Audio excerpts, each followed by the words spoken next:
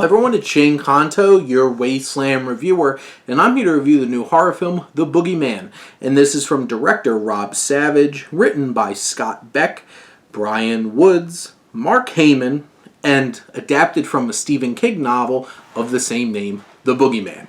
And this stars Sophie Thatcher, who was previously in The Book of Boba Fett, and she's also in Yellow Jackets, and Vivian Lyra Blair, who plays the younger sister, who is Leia in the Obi-Wan Kenobi show, as they're dealing with the death of their mother and the distance that their father has put between them, played by Chris Messina. And one day when a very unbalanced and creepy man, played by David Dastmalchian, comes in and shares his experiences of an evil creature killing his children, this creature begins to haunt the two daughters of the Harper family.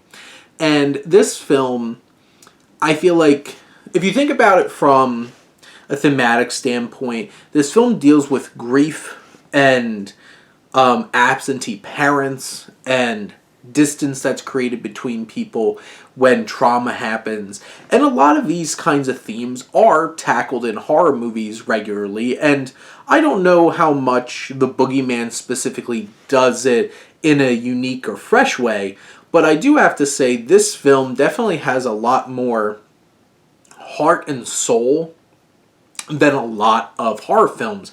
And I appreciate that they're able to capture that from Stephen King, who I feel like is the king of being able to bring that soul into horror that adds layers where it's not just a horror fest, not about a bunch of scares. And yes, this film does use jump scares, but the scares in this are so effective.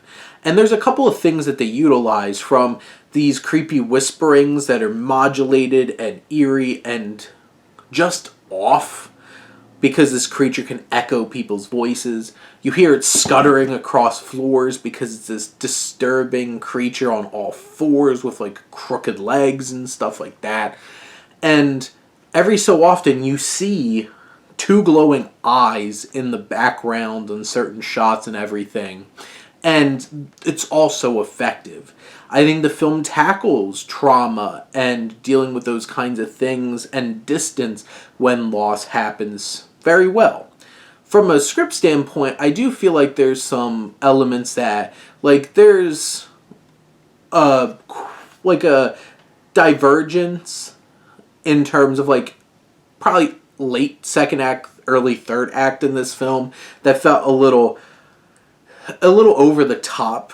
And there's definitely a particular scene where it's just like, oh, we need to find this one person who could dump all this exposition, and it's kind of clunky. And I do feel like there's some elements of the climax of this film that feel a little silly and not really believable. Like, you know, a young girl going into fighting a giant monster with a hockey stick. And I do feel like this film leans a little too, just a tad much into trying to give like a shock horror ending instead of feeling like we have resolution to the story. I am still processing that. Part of me is like, they do enough to really tie up the themes of the story in terms of trauma and how we handle it, but also that it kind of compromises it because it's still going for, of course, it can't just be done, because you gotta leave the door open for The Boogeyman 2. Acting-wise, I do think Thatcher and Blair do fantastic jobs. They do most of the heavy lifting in this film, and they do so well. Dastmalchian is very unnerving and brings a lot to his small role in the film. I think Chris Messina's fine.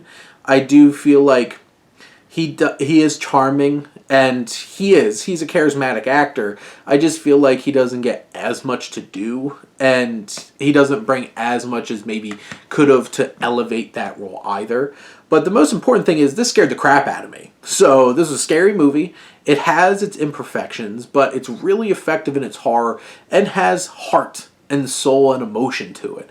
So both of those things go a long way, and overall I think this is a really good horror film. But those are my thoughts on The Boogeyman. Let me know what you think, and let's talk some movies. But thank you as always for tuning in and supporting your Wasteland Reviewer.